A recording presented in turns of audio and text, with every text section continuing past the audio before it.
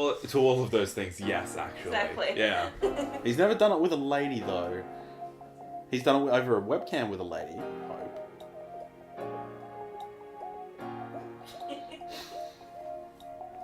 But never on a couch, Never on a one-to-one. couch. Chat, I'm done this.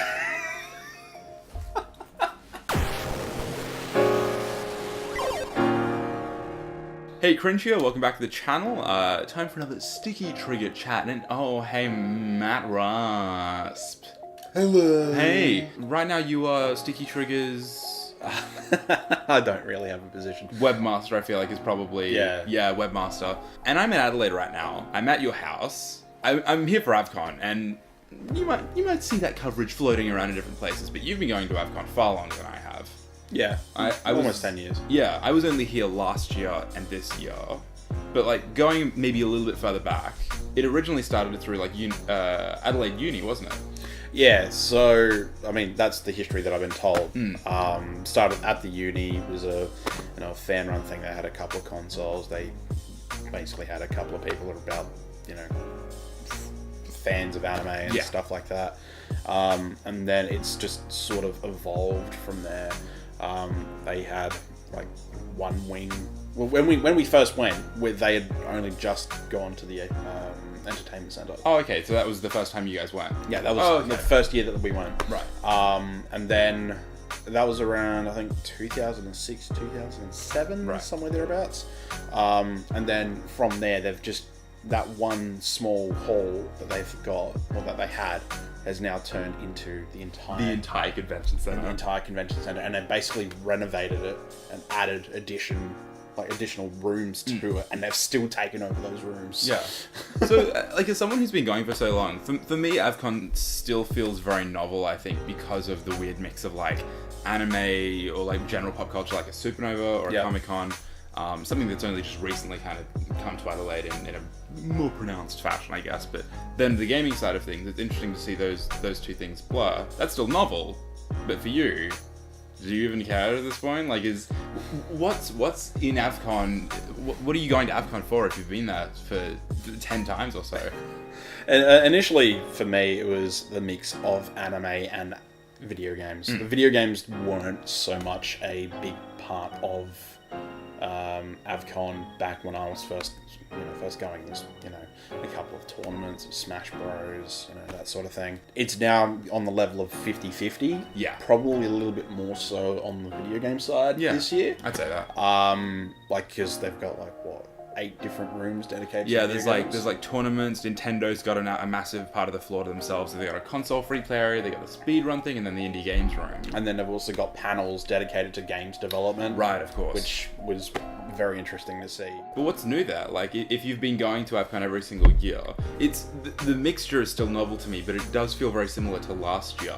Is that something that you've been feeling over the last few years as well? What's new? Apart from Nintendo. Well, I was actually going to say the Nintendo is the major component that I've seen that's new this year. Okay. Esports started coming in about sometime last year, maybe the year before. I mean, they started off with just League of Legends, and now it's Overwatch, it's League of Legends, Dota, Counter-Strike. Yeah. There this year, I can't quite remember. They've kind of expanded the scope there. But the esports is not a whole lot. Not a whole lot, but they've got an entire room dedicated to the esports. Yeah.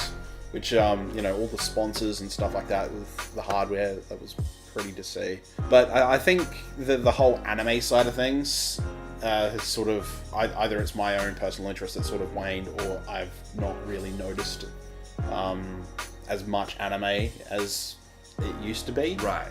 Yeah, it's sort of shifted towards the video games. But I will say, over the last year going to all of these different conventions, I will say that AVCON is by far the most cosplayed at event. Really? Legitimate. Well, look, I don't know, PAX might come close just because of the sheer number of people that go there. Like, PAX is pulling 50, 60k people. Yeah. AVCON is pulling 20k people.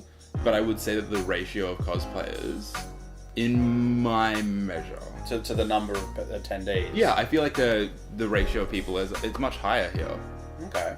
And coming from that anime side of things, I guess. Yeah, I think it's a bit of a broader category that they can sort of pick a character from to get to cosplay as. AVCON is kind of dominate. You said earlier, like, AVCON continues to kind of dominate the Adelaide scene. Yep. Where would you like? Are you even into events? Like, what do you want to see happen in the Adelaide space? Like, more people getting into the scene, more events happening. Where are you kind of wanting it to go? I would love to see some of the Eastern State conventions make its way central. PAX, fucking, you know, I wouldn't say Supernova because, you know, Supernova's already here, but I don't know what the scale of it is. Yeah. But something like PAX, EB Expo, that sort of thing, make its way to Adelaide.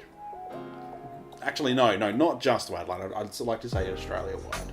Yeah, you reckon that they'd be able to blow that up to the level of Supernova and Comic-Con? There is the people here that are wanting to attend while it's here. Right.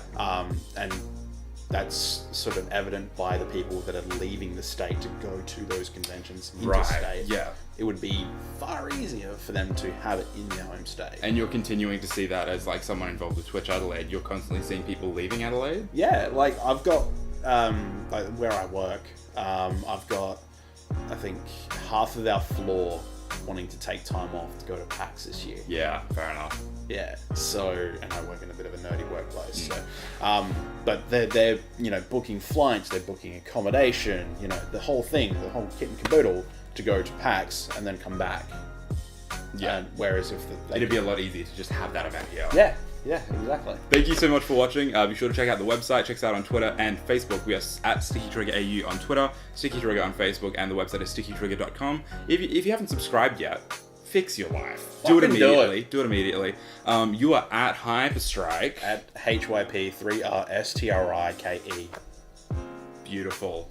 On Twitter, Twitch, Facebook, Instagram, Snapchat. Do all of that stuff. Do it. You have Snapchat? I do have Snapchat. I rarely use it. Okay, don't follow it. Except to complain about my job. Oh, okay then. Don't follow Snapchat. Thank you so much for watching, and we'll talk to you soon. Bye! Did the camera die? Hey! Hey, boy!